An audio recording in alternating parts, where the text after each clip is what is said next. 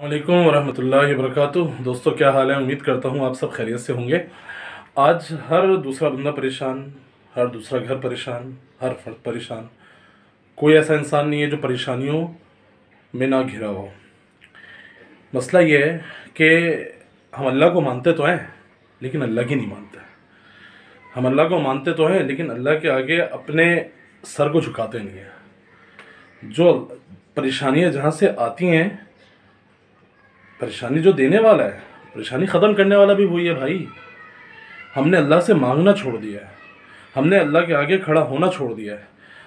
دعا کے اندر اللہ نے وہ طاقت رکھی ہے، آج اللہ سے ہم نے مانگنا چھوڑ دیا۔ ہم زمانے بھر سے مانگتے ہیں لیکن اللہ سے نہیں مانتے، نہ اللہ کی مانتے ہیں نہ اللہ سے مانگتے ہیں۔ کیا ہونا چاہیے تھا؟ ہونا تو یہ چاہیے تھا کہ ہم اللہ سے مانگیں، اللہ کے آگے گر گڑائیں، اللہ کا در کھٹکھٹائیں۔ میرے پیارو، آپ صلی اللہ تعالیٰ علیہ وسلم کی حدیث ہے، الدعاء مخ العبادہ، دعا تو عبادت کا مغز ہے۔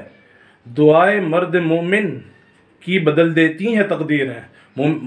مرد مومن کی تو دعاؤں میں اللہ نے وہ اثر رکھا ہے کہ تو تقدیریں بدل جاتی ہیں۔ تو میرے پیارو، ہماری کیا پریشانی نہیں بدل سکتی؟ ہماری کیا پریشانی نہیں ختم ہو سکتی؟ نہیں۔ ہمیں کیا کرنا ہے؟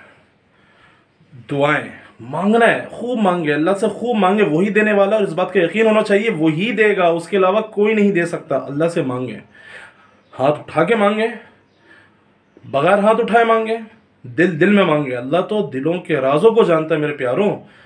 یہ تو اس امت کی خاصیت ہے کہ دل میں بھی مانگے اللہ اس کو بھی قبول کر لیتا ہے۔